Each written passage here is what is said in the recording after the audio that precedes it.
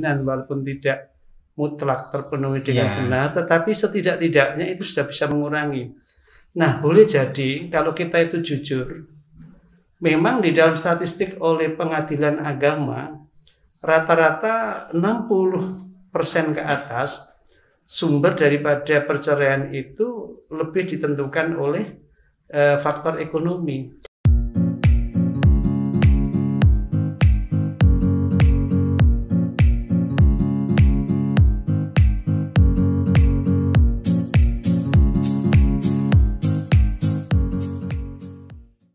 Assalamualaikum warahmatullahi wabarakatuh.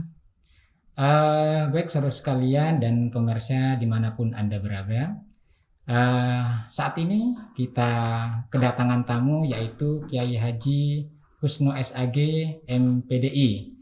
Dia adalah salah satu tokoh agama dan juga di Kementerian Agama. Dia menjabat sebagai kasih apa Ustadz? Kepala KUA. Oh, Kepala KUA. Mohon maaf, Kepala KUA. Baik. Pak Kiai, gimana kabarnya siang hari ini? Alhamdulillah, kabarnya baik, sehat, dan mudah-mudahan semua pemirsa juga senantiasa dalam lindungan dan ridha Allah Subhanahu wa Ta'ala. Amin, amin, amin. Oke. Baik, pemirsa dan saudara sekalian dimanapun Anda berada, hari ini kita akan membicarakan tentang masalah COVID-19, di mana sebenarnya kemarin sudah tidak banyak menjadi pembicaraan publik, tapi akhir-akhir ini seiring dengan perjalanan waktu meningkat, kemudian mulai menyeruak di permukaan. Nah, Pak Kiai, ternyata kalau bicara tentang masalah COVID, banyak implikasinya dalam kehidupan sosial. Salah satunya terhadap angka perceraian yang terjadi di masyarakat. Kira-kira kalau menurut Pak Kiai melihat kondisi seperti ini yang melatar belakangi perceraian itu di masa COVID ini apa saja, Pak Kiai? Ya. Jadi kalau kita itu bicara mengenai perceraian, sebenarnya pandemi COVID-19 ini tidak begitu signifikan ya menyumbang terhadap tingginya angka perceraian itu. Justru ada survei yang sangat menarik dari BKKBN tahun 2020 yang pada waktu itu puncaknya daripada gelombang pertama COVID-19 itu justru COVID itu memiliki hubungan yang signifikan ketika dikaitkan dengan harmonisasi keluarga, di mana situasi pandemi itu memberikan ruang yang begitu besar bagi keluarga untuk bisa lebih banyak bertemu anggota inti. Berinteraksi dengan keluarga. Berinteraksi dengan anggota inti, artinya apa? Yang tadinya suami istri mungkin jarang komunikasi di rumah, kemudian antara orang tua dengan anak, tapi dengan kondisi pandemik itu rupanya Allah memberikan ruang bagi orang-orang tua dan juga suami istri untuk lebih intens berada dalam keluarga. Sehingga 98% dari responden dari 20.000 sekian orang itu ketika ditanya mengenai bagaimana dampak daripada COVID-19 terhadap harmonisasi keluarga, sebenarnya mereka mengatakan justru imbasnya sangat positif terhadap harmonisasi keluarga. Begini Pak Kiai, saya ini tidak banyak mengerti tentang masalah urusan survei, tapi saya ini banyak kenal dengan masyarakat yang di bawah. Nah, dengan adanya COVID ini, yang pertama akibatnya banyak perusahaan yang merumahkan ya pegawainya dan bahkan mempensiun dinikan pekerjanya, dan itu berimplikasi terhadap income-nya, ekonominya. Nah, implikasi dari income itu yang mempengaruhi terhadap kebutuhan keluarga. Maka keluarga yang tidak sabar tidak menutup kemungkinan kadang berontak, oh tidak mencukupi biayanya, dan itu kadang bisa menjadi entry point untuk mengantarkan pada keretakan dalam keluarga. Gimana kalau melihat seperti ini? Iya, jadi survei tadi walaupun masih samir, artinya data otentiknya dari 20.000 sekian responden itu 98 itu positif. Artinya apa? COVID itu memberikan penguatan terhadap relasi keluarga. Kemudian 12%, nah mungkin yang ditemui oleh Pak Dari ini adalah 12% 12% itu. 12% itu kemudian mereka menjadikan pandemi COVID-19 ini sebagai bagian ya yang tak terpisahkan dari proses perceraian mereka. Padahal sesungguhnya ketika kita itu melihat bahwa rumah tangga tadi itu dibangun atas dasar kesadaran diri, pemahaman yang benar mengenai relasi di dalam berkeluarga, seharusnya ketika orang itu katakanlah mengalami penurunan income per kapita ekonominya, atau kemudian salah satu pasangannya mengalami PHK, betul. Justru itu adalah event untuk memperkuat relasi di antara mereka. Nah, tapi lagi-lagi ada tipikal orang yang tidak sabaran di dalam menerima itu. Nah, itu problemnya. Sebenarnya kalau kita melihat apa yang dilakukan oleh pemerintah juga, mereka bagi yang terdampak oleh COVID-19 ini kan kemudian mendapatkan semacam insentif daripada pendapatan mereka, atau misalkan mereka dirumahkan itu kemudian mereka diberi semacam jaminan walaupun tidak mutlak terpenuhi dengan benar, tetapi setidak-tidaknya itu sudah bisa mengurangi. Nah, boleh jadi kalau kita itu jujur, memang di dalam statistik oleh Pengadilan Agama rata-rata 60% ke atas sumber daripada perceraian itu lebih ditentukan oleh faktor ekonomi. Jadi tidak hanya karena pandemik atau tidak pandemik. Tapi karena ini kondisi pandemi yang berakibat terhadap ekonomi. Nah. Iya, tapi ini kan dialami oleh semua. Ya, betul. Artinya korelasi yang signifikan itu tidak begitu nampak.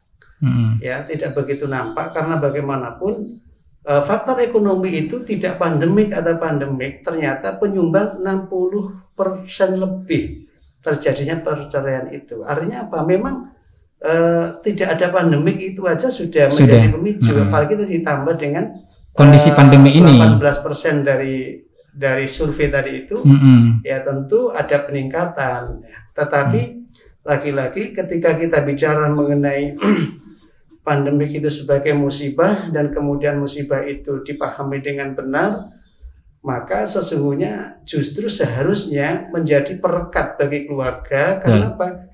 Anggota inti tidak pernah terlalu jauh dan terlalu lama di luar. Katakanlah intensitas dalam komunikasi itu akan terbangun. Kalau dalam teori psikologi itu kan sederhana.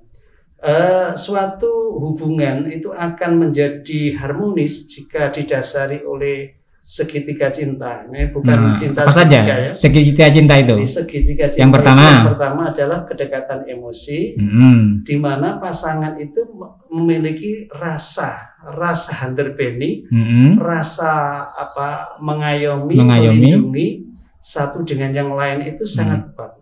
Jadi rasa memiliki yang sedemikian kuat sehingga apa yang terjadi pada pasangannya itu adalah sesuatu yang ia rasakan dengan tulus. Betul. Itu yang pertama. Yang kedua adalah gairah. Gairah itu ada sebuah kepuasan yang diperoleh dalam relasi suami istri atau relasi keluarga. Jadi bagaimana seorang ayah itu puas dengan anaknya, bagaimana anak puas dengan orang tuanya, ayahnya, bagaimana suami puas dengan istrinya, bagaimana istri puas dengan suaminya. Jadi gairah ini menjadi penentu terhadap harmonisasi, karena ketika relasi itu membangkitkan kepuasan, biasanya ada keengganan untuk meninggalkan. Betul. Jadi ada ingin selalu ingin berada dalam situasi yang seperti itu. Dan yang ketiga itu komitmen. Komitmen itu adalah sebuah rasa tanggung jawab untuk melakukan peran-peran yang tepat di dalam kehidupan bersama. Seringkali ketika kita itu komitmen tidak dibangun oleh pemahaman yang benar, tidak diperkuat oleh kesepakatan yang kuat, maka komitmen itu menjadi semacam ilusi, ya, semacam ilusi. Karena itu kemudian ketika tanggung jawab atas peran itu dilaksanakan dengan baik, insya Allah disitulah harmonisasi hubungan antar anggota keluarga juga akan semakin bagus. Nah, oleh karena itu ketika kita melihat situasi yang membuat kita teruji dalam keadaan yang tadinya itu rezekinya lancar, ya, kemudian pekerjaannya juga tidak dirumahkan, katakan gitu. Tetapi dengan kondisi yang digunakan menguji oleh Allah kepada kita berupa pandemik, satu sisi pekerjaan menjadi sulit didapatkan, pendapatan juga semakin menurun, bahkan kemudian hilang sama sekali. Nah, seharusnya ini adalah muhasabatan, sebuah media untuk saling bermuhasabah, sejauh mana segitiga cinta tadi itu bisa untuk dipantau dari masing-masing anggota keluarga, sehingga tidak sampai menjadi kelompok yang 18% tadi itu. Jadi karena pandemik kemudian justru menimbulkan amarah. Padahal amarah kita tidak akan menyelesaikan terhadap keadaan yang pasti akan terjadi. Nah, itu Pak Kiai yang saya akan tanyakan, yang kemudian mengantarkan terhadap keretakan dalam keluarga yang berapa? 12% atau 18%? 18% itu. Karena COVID-19 ini tidak bisa kita pungkiri dan harus kita hadapi dengan segala konsekuensinya, maka kita akan fokuskan kepada yang 18% ini. Nah, bagaimana bagi seseorang atau keluarga yang 18% ini kemudian menyikapi kondisi seperti ini dengan amarah yang mengambil jalan pintas? Apa yang harus dilakukan tokoh masyarakat? Karena Pak Kiai ini adalah bagian dari sekian tokoh yang ada di Kota Jember. Iya, tentu kita sebagai panutan umat atau kita sebagai figur publik harus memberikan pertama tentu edukasi, ya, pembelajaran bahwa situasi COVID seperti ini tidak hanya dialami oleh perseorangan, tidak hanya dialami oleh keluarga tertentu atau bangsa tertentu, tapi semua belahan bumi itu merasakan semua. Nah, kalau sudah bisa menyadari itu, maka dengan edukasi yang tepat bahwa ini adalah bagian daripada iradah Tuhan, karena kita itu adalah sosok makhluk yang berketuhanan yang Maha Esa, maka keyakinan itu dipulangkan kepada Allah. Tentu ketika Allah itu menghendaki sesuatu, tidak ada sesuatu pun yang bisa menolak kejadiannya atau ketidakjadiannya. Karenanya kalau kita sudah bisa meluruhkan dan meleburkan ego kita itu dalam kesadaran bertuhan yang benar, bertauhid yang lurus, setidaknya itu langkah pertama dalam edukasi. Nah, yang kedua, tentu kita harus menjadi panutan bahwa di dalam kehidupan ini harus ada rasa peka dan peduli. Artinya apa? Kita semua harus ikut merasakan, berempati kepada mereka-mereka yang dalam tanda petik tadi mengalami kesulitan ekonomi. Ya, kemudian mengalami PHK atau pendapatannya berkurang, sehingga kebutuhan keluarganya tidak bisa terpenuhi melalui gerakan filantropi. Gerakan filantropi yang sering kalau di Muhammadiyah itu namanya gerakan Al-Ma'un. Ya, kalau dulu di desa-desa itu ada namanya jimpitan, atau paling tidak kita justru mempertunjukkan kepada eksternal masyarakat bahwa keberadaan rumah-rumah ibadah itu bisa menjadi penyokong kebutuhan ekonomi daripada masyarakat terdampak. Jadi rumah ibadah itu kita fungsikan sebagai penyokong untuk mengorganisasikan di situ nanti bisa membantu saudara-saudara kita yang secara ekonomi lemah. Jadi supaya tidak terjadi wayamnaunal maun. Jadi orangnya sudah aktif beribadah, sudah sholatnya bagus, tetapi kepekaan, kepedulian kepada sama itu rendah. Nah, itu kan masuk kategori wayamnaunal maun. Padahal konsep dasarnya itu ketika kita sudah takbiratul ihram, kemudian kita itu mengakhirnya dengan salam, itu adalah bagaimana horizontalnya juga bagus, tidak hanya vertikal kepada Tuhan dengan takbiratul ihram, tapi juga berimplikasi itu horizontal sehingga apa? Kita tunjukkan bahwa rumah-rumah ibadah itu bisa menjadi tempat di mana orang yang membutuhkan untuk memenuhi kebutuhan fisiknya atau biologisnya dari sisi kebutuhan ekonomi tadi juga terpecahkan. Itu yang langkah yang kedua. Jadi baik Pak Kiai, sebelum ke itu, tadi rumah ibadah itu bisa menjadi penyokong terhadap lemahnya ekonomi saudara kita yang ada di sekitar kita. Selain rumah ibadah, Barangkali menurut Pak Kiai yang bisa digerakkan untuk membantu saudara kita yang lemah, mungkin bisa organisasi ini atau pendidikan. Nah, gimana? Jadi tadi saya katakan bahwa langkah kedua adalah bagaimana kita itu mengedukasi bahwa tempat-tempat ibadah itu juga punya peran yang real dalam kaitan sosiologisnya, kaitannya hubungan horizontalnya. Yang kedua tentu ya sebagai tokoh agama misalkan memberikan keteladanan di dalam melakukan kegiatan yang berbasis kepada kemanusiaan yang adil dan beradab. Nah, jadi bagaimana kita di dalam berdakwah itu tidak cukup bicara mengenai nilai-nilai yang esensinya hanya ritual atau kredo, kepercayaan, tapi juga harus menyentuh. Realitasnya karena orang yang butuh makan tidak akan bisa merasa bahagia hanya sekedar mendapatkan ya pengetahuan. Kenapa? Karena dia dalam keadaan lapar. Ya, butuh sesegera mungkin untuk diatasi. Karena itu barangkali menggerakkan semua potensi yang ada sesuai dengan kewenangan atau tugas masing-masing ormas atau tokoh itu menjadi penting. Menggerakkan semua organ-organ potensi yang ada. Nah, itu penting, Pak Kiai. Jadi kalau toh memang tidak punya organisasi kemasyarakatan, ya paling tidak kumpulan-kumpulan yang kecil-kecil dalam kehidupan sosial, ada RT, ada RW, atau tetangga aja begini ya. Itu kemudian dibangun solidaritasnya itu, ditumbuhkan kebersamaannya, sehingga betul-betul seperti yang disabdakan Rasul itu, bahwa tidak beriman betul orang yang dirinya kenyang sementara tetangganya dalam keadaan lapar kan gitu. Nah, ini bagaimana mengedukasi kita sebagai pemuka melalui percontohan-percontohan yang ada.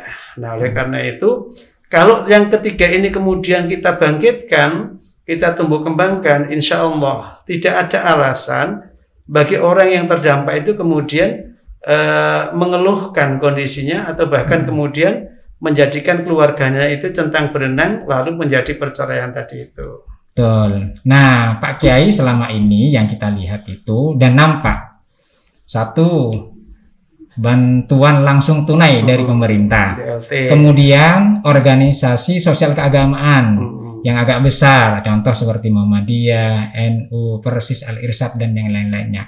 Nah, di skala mikro, di skala yang paling kecil, di tetangga-tetangga ini masih belum terbangun, Pak Kiai, itu kan? Itu mungkin penting untuk kita memberikan edukasi, membangun kesadaran agar peduli kepada saudara kita yang ada di sekitar kita. Betul katanya Pak Kiai, tidak dikatakan beriman siapa orang yang dirinya kenyang sementara tetangganya adalah lapar. Nah, begini Pak Kiai, berikutnya karena kita ini ya tidak boleh bermesraan dengan kondisi yang kemudian menghegemoni kita.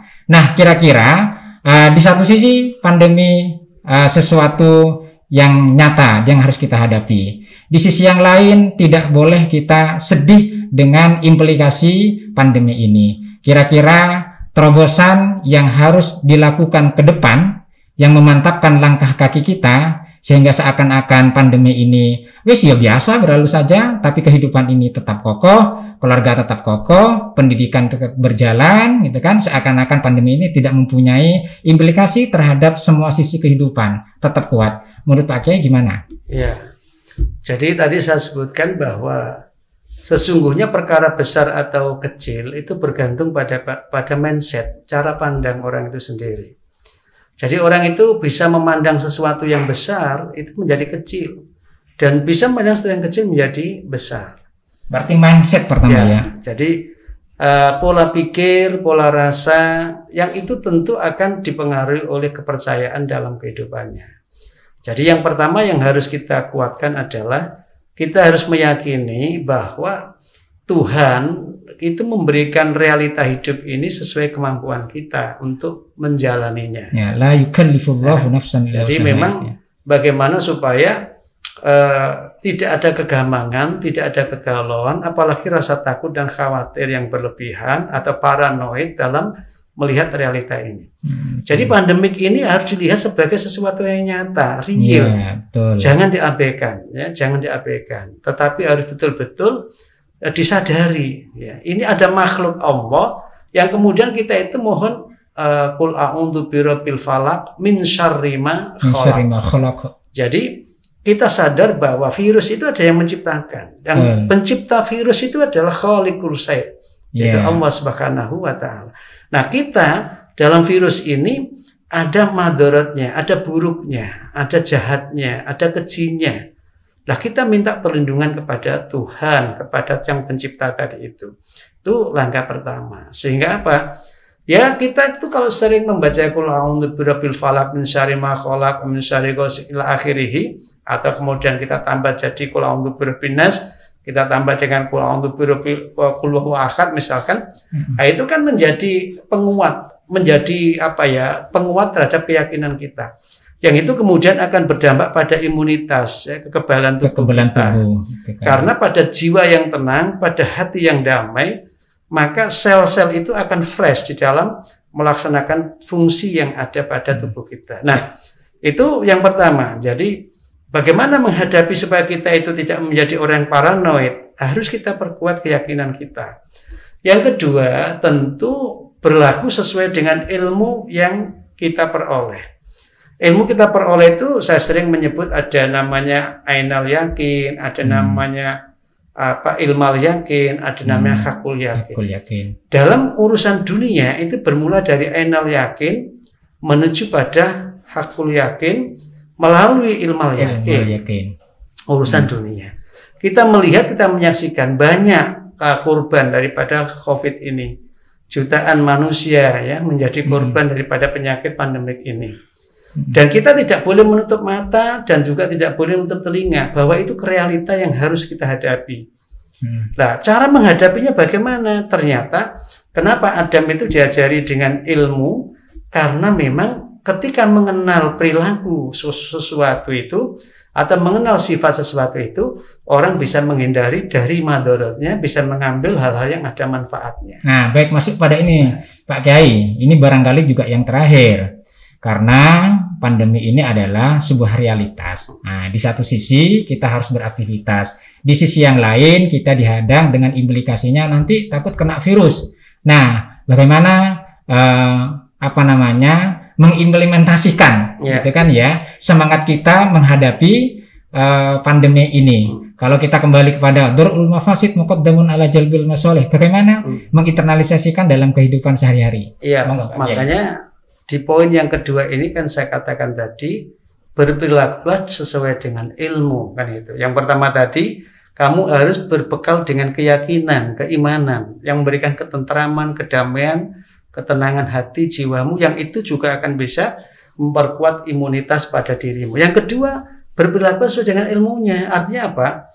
Ketika kita itu tahu bahwa ini virus, walaupun tidak bisa kelihatan kasat, tapi dari sisi pengetahuan itu betul adanya, maka karakter virus ini dikenali. Ternyata karakter virus ini dia akan mudah menyebar terhadap orang-orang yang suka berkerumun, mudah menyebar kepada orang-orang yang tidak pakai masker, mudah menyebar terhadap orang-orang yang mobilitasnya tinggi. Kita pakai masker Pak Kiai sekarang. Insya Allah kita terhindar walaupun sudah berkumpul. Kemudian sifat virus itu juga sangat menyebar dengan cepat ketika orang itu tidak sering cuci tangan. Kenapa? Karena tangan itu adalah alat yang paling paling mobil untuk digunakan, ya, dan itu terkait dengan apa yang diminum dan apa yang dimakan, dan terkait dengan apa yang diusapkan ke wajah dan seterusnya. Maka sebenarnya ilmu itulah ketika dipedomani, katakan bekerja silakan bekerja, tetapi ikuti pedoman yang ada dalam prokes yang ditetapkan terkait dengan supaya tidak terkena sebaran daripada virus itu, yang namanya jaga jarak, kemudian pakai masker, kemudian cuci tangan dengan air mengalir dan pakai sabun atau pakai hand sanitizer, kemudian kurangi mobilitas di luar, gitu ya, karena memang karakter di luar itu tidak terkendali. Nah, Oleh karena itu kalau orangnya berperilaku dengan ilmu ini, insya Allah itu bisa memberikan ketenangan. Tentu sekali lagi bahwa yang ketiga, ketika sudah semua dikerjakan, ujung-ujungnya hidup itu hanya ujian, maka apapun yang dialami oleh kita, seharusnya kita yakin ini tidak pernah melebihi keluaran kemampuan kita. Pasti sesuai dengan kemampuan kita menghadapinya.